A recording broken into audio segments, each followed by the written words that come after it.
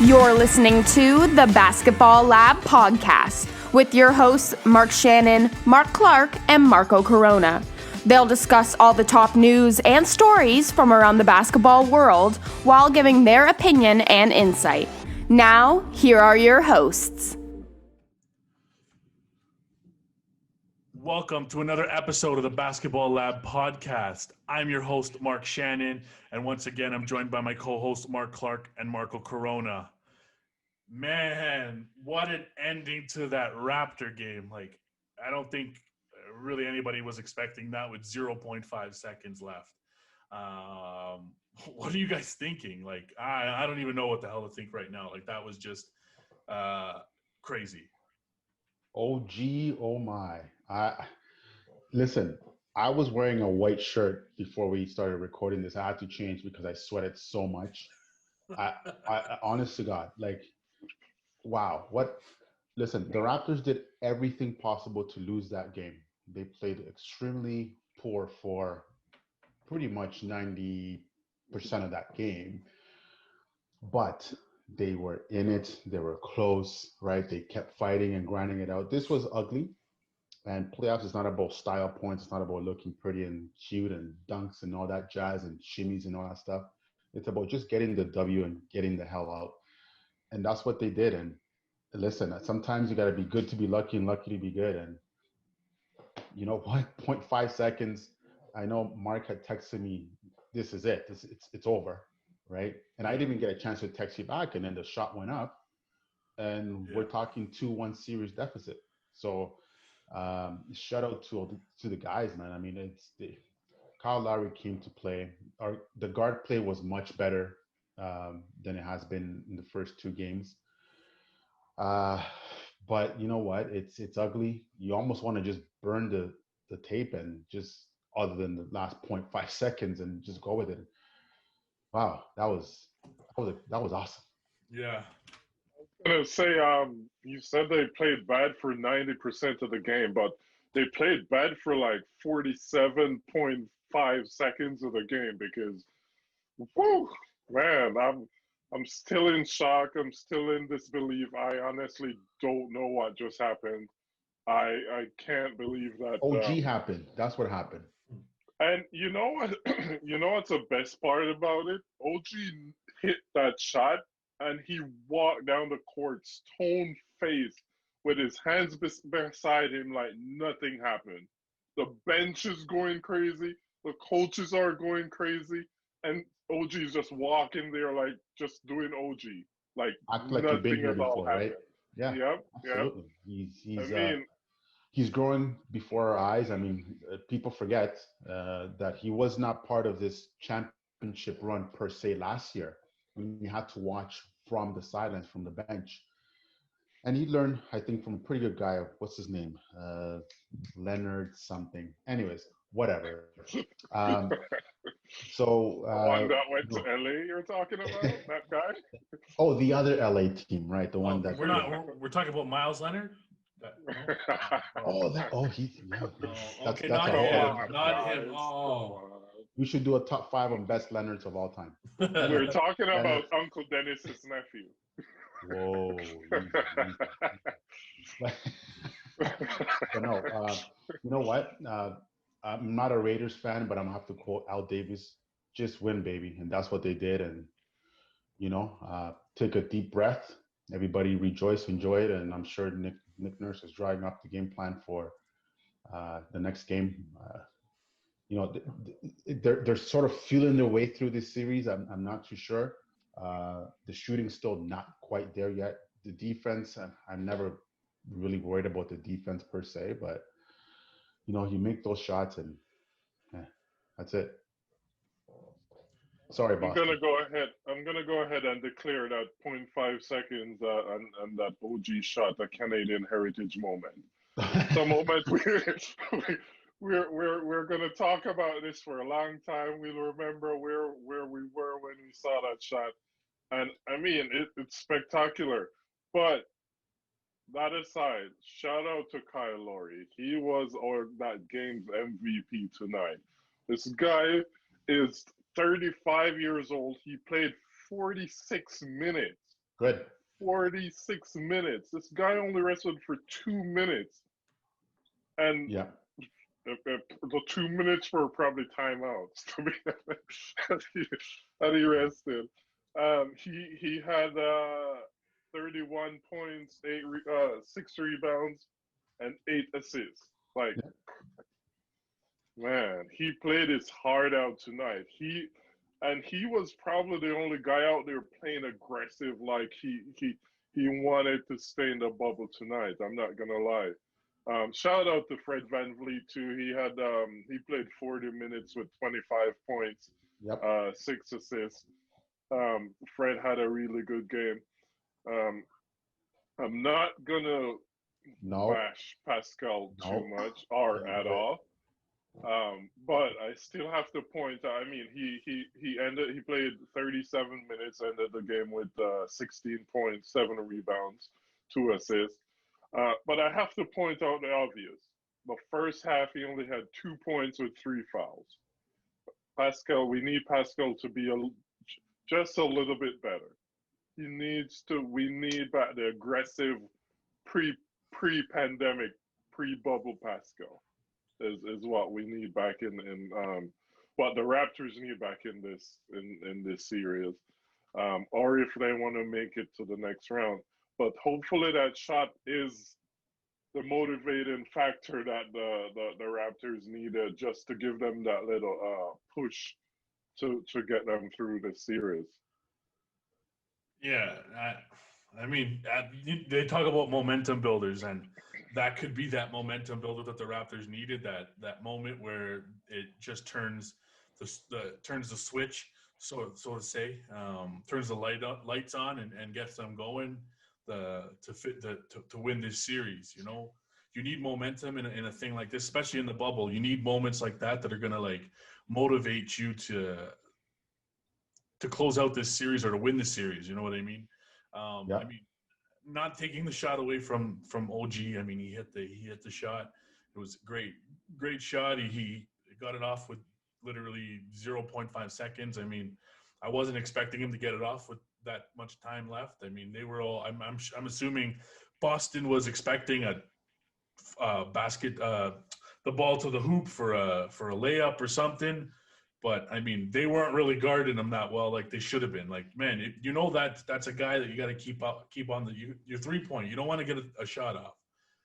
So force them to do that, throw off to the, throw to the hoop for the alley-oop. They left OG open and they got burned for it, the Celtics.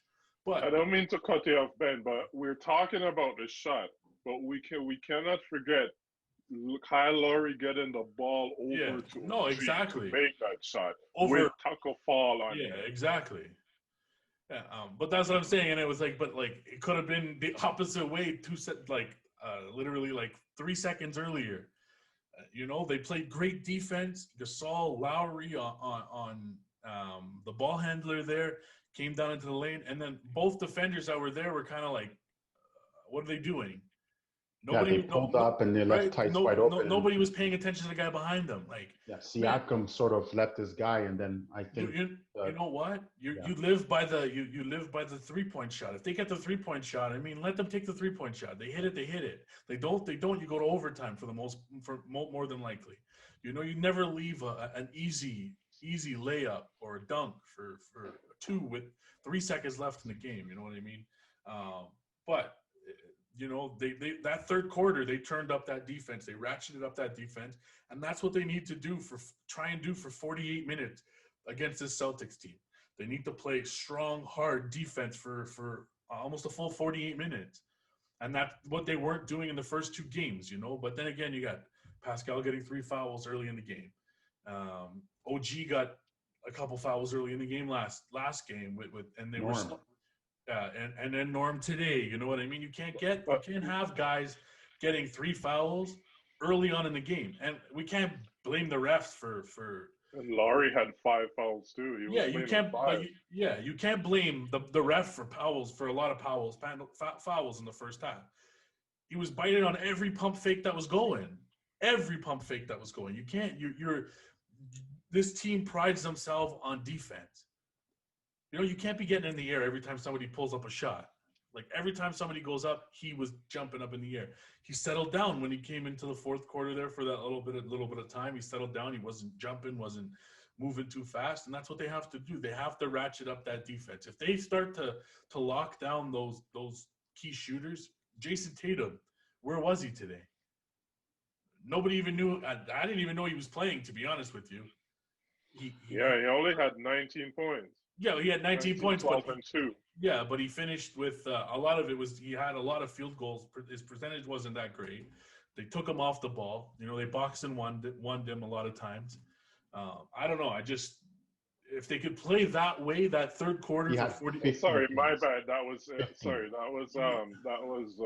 Jaylen Brown. Yeah, he had Tatum had 15 points. 15 points. My bad. Yeah. So they locked him down, and that's you locked him down, and it made Kemba Walker had to step up. Other guys had to step up for the Celtics, and that's what the Celtics are going to need. If you could play ratchet, you could lock down that defense. That third quarter, they dominated that third quarter. Nobody could take that. Raptors, they're doing everything wrong that the Celtics are doing right. They're not closing out properly or at all. They're like, it's frustrating to watch them play this series because they're not playing like the team they are. Not at all. Well, but as frustrating as that sounds and looks as well, the great part about it is the Raptors have had 3 bad games, and you can argue that they should be up 2-1. No, you're right. Right? Like the first game was the like wash. burn the tape on that one. Yeah. They lost, and they still didn't lose too bad, even though they were down like they were getting but they played like trash. You can see the team was not. The engine didn't get going, and Boston capitalized to their credit. I mean, right? And game 2 was sort of a copycat of this last game. They lost by 3, right? Yeah. You flip the script. They win tonight. They win 2 days ago. You're up 2-1, and the conversation is a little bit different. So again, they haven't played. I don't think they've had a great game in this series. I think you guys would agree with that. No, for sure not. And still, the deficit is 1 game. You win next game. Now you put the pressure back on Boston because they were the ones up 2-0. Yeah. And one thing that I saw today which was kind of funny, is that people were like, how is this team going to come back from 2-0 down? What's the excuse now, right? Because last year they had Kawhi, so they can win, those 4 games in a row. Right. Last year we had Kawhi and we were down 2-0. Right. So just let that sink in for 1 second. Even with Kawhi, they were down 2-0. So anything is possible. This game, sometimes a heartbreak like this, sometimes it takes a little bit longer to, recover from, and you gotta capitalize the next game. And you win the next game, buckle up. See that the Boston guys, they were just heartbroken. They were just sitting there with their heads down, like. That's a shame. You hate to see it, right? All right. I'm sending cards right now to Boston right now. Yeah. But I mean, to your point, Marco, the Raptors, they're playing like shit, and the game 2 they lost by 3 points, and game 3 they weren't down by a lot. I think the most they were down was maybe 10, 11 points at a time, but they worked their way back into the game. So imagine if they were playing great basketball. Imagine if they were making their shots. Imagine if they were closing out. Yeah. Imagine if they were cutting like they should cut. Right. I mean, the Boston Celtics literally could not handle this team if they were playing good basketball. And that's what I said to you guys on the chat before we came on. To me, Boston looks a little bit too comfortable and too happy about life right now. And you have to plant that seed of doubt in any series, whether it's in hockey or basketball or baseball. You have to make sure that the opponent feels uncomfortable, right? And right now they were too happy, they were too cocky about it, right? And Again, it's still they're still up in the series, so they still have the upper hand, right? But now now you gotta. This is where you put the hammer down, right? And if the Raps can get Ibaka going, because I don't think he's got going yet. Well, he had the one good game last In game. game I two, thought yeah, Big he did. Spain was much better this He game. I played thought much he was, better in game and three, again, yeah. we're not getting the Big Spain that was 5, 6, 7 years ago. Uh, and again, if Norm can get back to playoff Norm and not get into early foul trouble, right? And I don't know. Like I know he's keeping the rotation very tight, and maybe we can talk about that in a bit. And he gets a lot of heat for that, but what the Raptors are right there. They're right there. I was really surprised to see Matt Thomas out there. Thomas out there Good on, boy, on the court tonight. Yeah, that's my boy. He only got 5 minutes. Matty Ice. But I was really surprised to see him out there because we all know Nick Nurse during the playoffs. He keeps a tight rotation of 9 guys and he sticks to it. I think that was just to give another guys a little bit of a rest more than trying to play Matt Thomas. That's the old Phil Jackson trick move, right? You try to put him in there before you get a TV timeout or you get an extended rest. So, yeah, we'll see. Yeah, I mean, I don't have anything else to say in regards to that. I mean, they're all they got to do is come out, play the same way, like I said in game 4, and this game could be tied 2-2, and home court advantage means nothing in this bubble, nothing. Right. And we said that I think when we kicked off this podcast series a couple of weeks ago, that the home court advantage is not really a factor anymore because.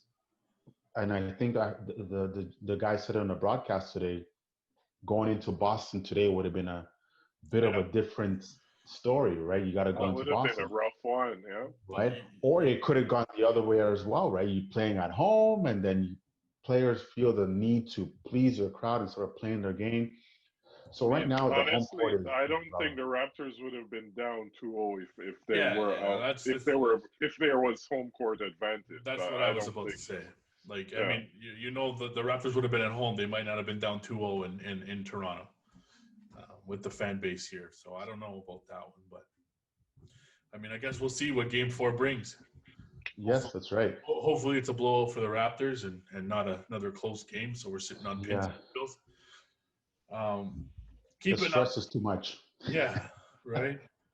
Yeah. I mean, keep it up with Canada here. I mean, some big news that came out today. It was kind of unsuspecting news because nobody really figured this would be what would be going on. But my guy from Phoenix there, Steve Nash, taking over the Nets coaching job. What do you guys think about Steve Nash taking over the job there? Okay. I'm going to have to get you on this one, Shani. First of all, nobody saw this coming the day my guy got his jersey from. Exactly. So maybe you knew this was coming and we got caught off guard. Yeah. Right? So how convenient. Right. By the way. Anyways, I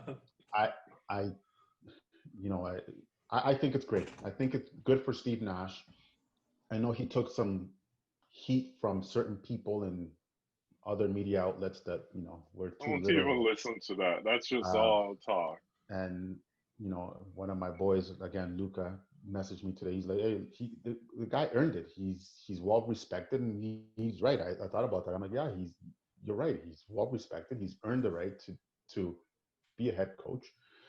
Who are we to say, well, he has no experience in this and that?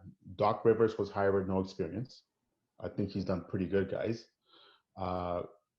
Jason Kidd. I mean, you can argue whatever it is, what it is. There's a lot of guys have been hired with no experience. Tyronn Lue, right?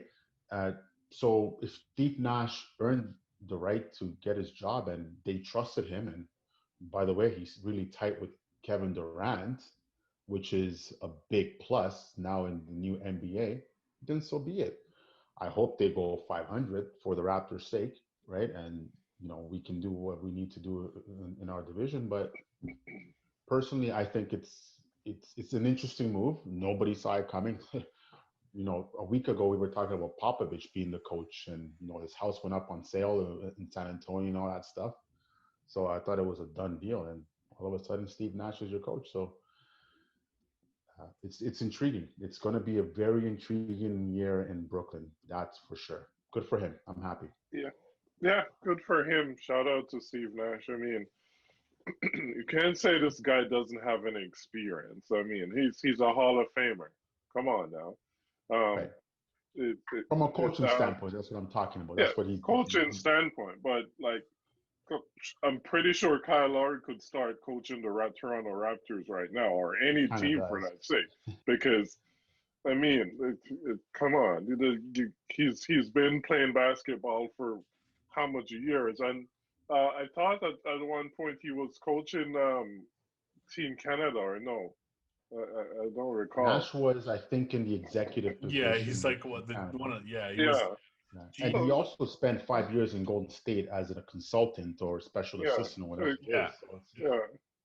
I mean, you got to start at some point, but it's a shout out to him. It's gonna be interesting to see him coaching KD and Kyrie next season. I mean, hopefully they don't become the Golden State Warriors that we saw a couple of years back for the Raptors' sake. But I mean, it's gonna be, as you said, it's gonna be intriguing. It's gonna be interesting to watch next season. Yeah. Yeah, I mean, you're talking about one of the best floor generals in terms of the guys on the floor, in terms of a leader. Like when he was on that Phoenix Suns team, when they were making those playoff run against the Lakers and all that, and the San Antonio Spurs and going back and forth, he was the catalyst. I mean, you're talking about 2-time MVP. You're not talking about no slouch that never played the game, or he was he was a role player. He was a star player. I mean, and as you said, Mark, you have to get experience somewhere. Does he have to go? He has to go to a crap team to get experience. He can't get experience playing get experience being a coach of a good team. I mean, like you said, he's a respected guy. He's always been a respected guy around the NBA. I mean, he's not.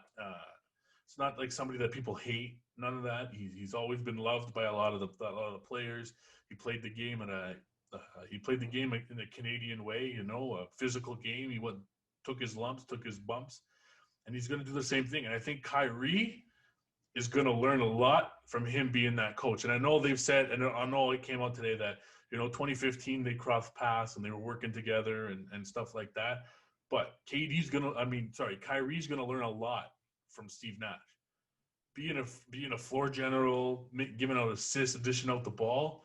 I mean, Kyrie's already a really good basketball player. There's no taking that away from him. But I think Steve Nash could take him to that next level as a coach in development. In terms of development, I mean, everybody wants to bring up they should have went with somebody else, this and that, But at the end of the day, they could have. But there's not really many coaching candidates that are out there that have a ton of experience. Right, and sometimes you have to hire a coach based on the personnel that you have and the style that you want to run. Right? Mm-hmm. Like you can make the argument, well, why didn't Nate McMillan get a chance? Well, maybe he did, but then if you look at his numbers in Indiana, and I really like Nate McMillan, don't get me wrong, but they were like bottom third on pace of the game, right?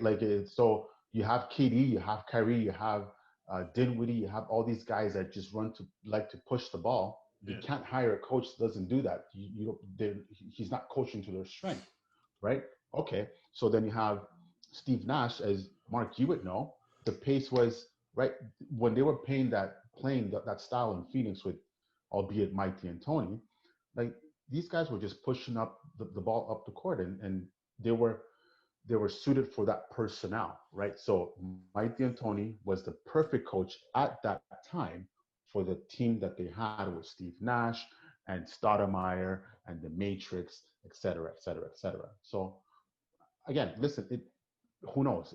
Maybe Steve Nash goes 2 years. Maybe he plays out coaches his contract out. Yeah. We don't know. Coaches are hired to be fired, but you have to get a chance somewhere. And, we'll see what happens, right? Steve Kerr started somewhere, right? Pretty sure he's done pretty well. Yeah, exactly. They all got to Luke start Walton got somewhere. a job, guys. Luke Walton got 2 jobs. One with Golden State, Yeah, and I don't even know where he is in Sacramento. So, Sacramento right now. Yeah. Lakers. I mean, okay, Lakers. so he Not got Golden punished for State. the second job, but whatever. Yeah, yeah. I mean, Well, he was. the only thing I could add to that is Katie and Kyrie had to sign off on it before they hired, right? I mean, they for sure had some talk in that, so or made some of the decision in that. So if Katie and Kyrie signed off in it, I mean, that's all you need right there. I mean, Right. and we're gonna see a total different Nets team than we saw, like pace of the game and all of that. Right. No, Yeah, I agree. Yeah, and Hopefully it works out for them and him.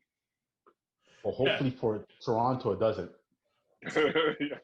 I mean, Facts. yeah, I mean, Toronto. I mean, if he works out, I mean, that team's going to be a tough team to beat for every team in the Eastern Conference. And if he can get them playing like the run and gun Suns, man, watch out. They're going to be a tough team. Like they've got a lot of fast guys, like you said. They got Dinwiddie, they got Kyrie, they got KD, they've got Karis LeVert. A lot of guys We that didn't talk about Karis LeVert. right, That's right. they've got a bunch of they have a decent team out there. They It's not do. like They really do. yeah, it's not like he's got like it's not like they're playing with like Orlando. yeah, like it's not like he's running with like a shitty team. There's a lot of like decent players on that team that Right. could potentially become a championship caliber team eventually. So it's not like he's got the cupboards are bare and he's coming into a team where he's got to like retool it and use a bunch of bench players. He's not coming into the bubble right now, right? Absolutely. Yes. Yeah. So I don't know what'll happen in terms of that. So moving on, the Philadelphia 76ers. We know But who? yeah, the non-bubble team right now, they're not in the bubble. Yeah. So the Philadelphia 76ers, they let go of Brett Brown. But where the hell do they go from here? Like they've been stuck in this process for what, almost 7 years now. Like, I mean, it's been a long time. Like I don't know where the hell they go from now. They've made a lot of draft picks. Hold on. Oh, just got a missed call from Philadelphia. So I guess I'm next. I don't know. We're hearing Tyronn Lue is going to be the coach. Listen, I don't know where they go from here. I jokingly said that Brett Brown was fired really in February, and it was just a matter of time that they made it official. This team is they have talent. They don't have leadership. They don't have cap space. They're a mess. Yeah. And the process is in the middle of it. I don't believe that you can survive with those two guys being a cohesive unit unless there's a leader somewhere in that locker room. And it has to be a head coach that can lead by example and tell these guys, this is the way we're going to do it or else. I'm sure that Brett Brown is a nice guy. I listen, when we talk basketball, we talk about basketball things that happen on the court. I don't know him from, Personally, I've never met him. yeah. Exactly. So I'm sure he's a super awesome guy and well respected.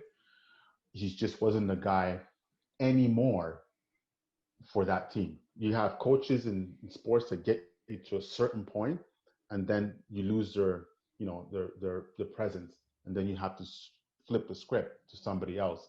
So I think his time expired last year. I'm totally surprised that he was actually the coach this year, to be honest with you. So now with Embiid and Simmons, you got Horford with the big contract. Tobias Harris is the big contract. They have to make something happen. They have to shake something up. Yeah. I would not personally be surprised if I think they're going to keep both stars, but I'm not sure if the coaching change is going to be the difference, unless the coach can change the way the players think and act on the court. They're in trouble. Well, I mean, in the off season, Jimmy Butler came out and he said Brett Brown, he had no idea who was in control there, who was in control of the team. Brett Brown has no idea what he was doing. We all saw it coming. We knew that Brett Brown was going to get fired as soon as they left the bubble or as soon as their season ended. No one wants to say it, so I'm just going to go and say it. They need to get rid of Embiid. Embiid and Ben Simmons is not going to work out on that team together. So you would We've get rid seen of this year Embiid before in, Simmons? year out. Sorry, I didn't hear you. So you would get rid of Embiid before Simmons? Get rid of Embiid and keep Simmons. Embiid, and probably if they get rid of Embiid, they'll probably do him a favor because I feel like he'll be a better player somewhere else. He'll be a better fit to another team. But it's not working out with Embiid and Simmons together on the floor. It's just not working out. And Embiid, he needs a wake up call too. He's not playing to his potential. Like Embiid could be a so much better player. Go ahead, Marco. When you say wake up call, are you talking about Jimmy Butler? I don't. Maybe Jimmy Butler. Maybe that's the wake up call he needs. Jimmy Butler slap him across his head and he starts playing the basketball. I don't that think he's Jimmy meant to Butler's play. going to slap him across the head. I think Jimmy Butler's going to welcome him with open arms. The way these two guys are chummy.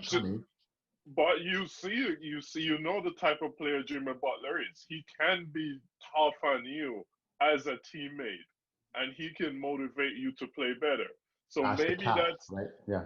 maybe that's what Embiid needs. But it's Philly and Ben Simmons and Embiid isn't working out together. They need to part ways with Embiid. They need to keep Simmons and build a team around Simmons. I mean, they have Tobias Harris, who is a good guy.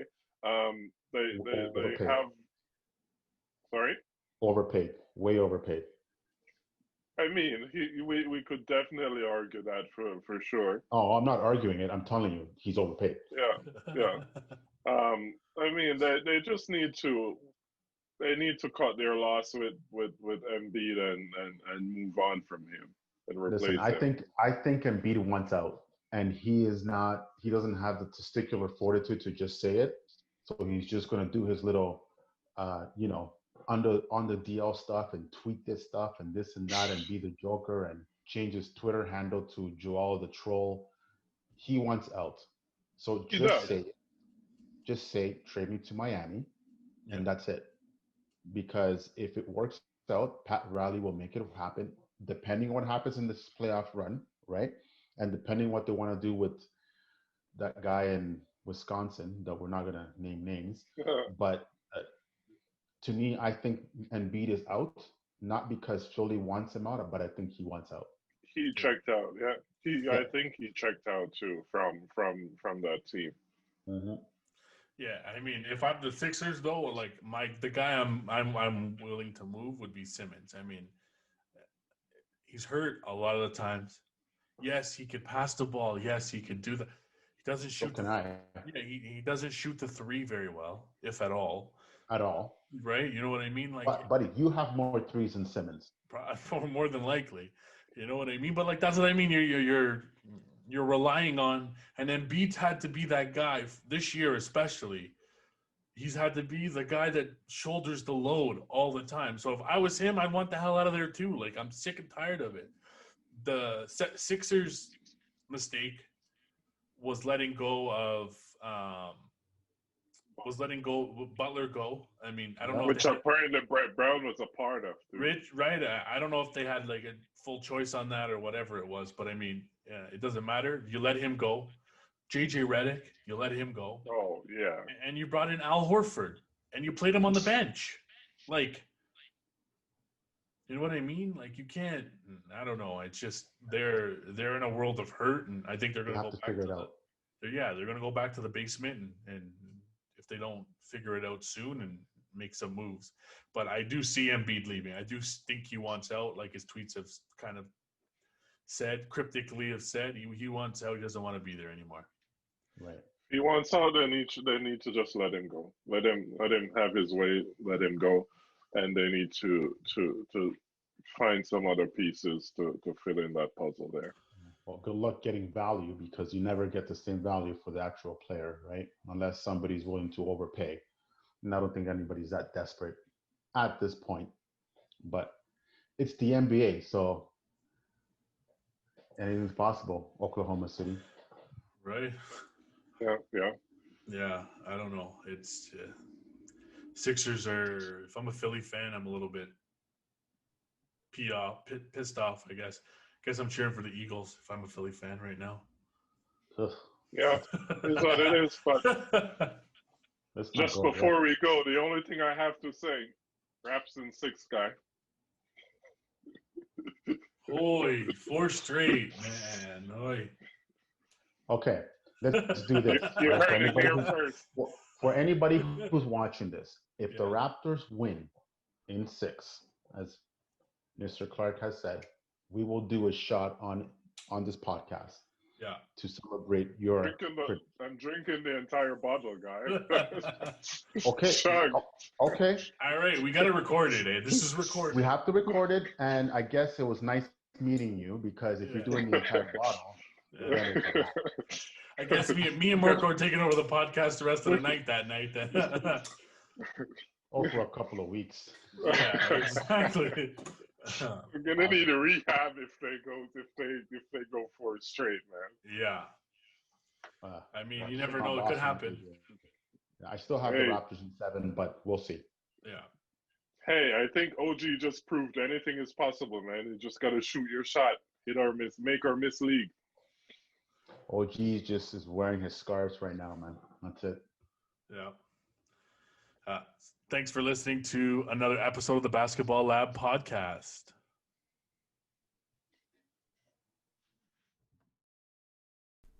Thanks for joining us this week on the Basketball Lab podcast. Make sure to follow us on our social media. You could follow us on Instagram at @the_basketball_lab, on Twitter at @the_bball_lab. You could also subscribe to our YouTube channel, The Basketball Lab, and you could find us on iTunes and Spotify.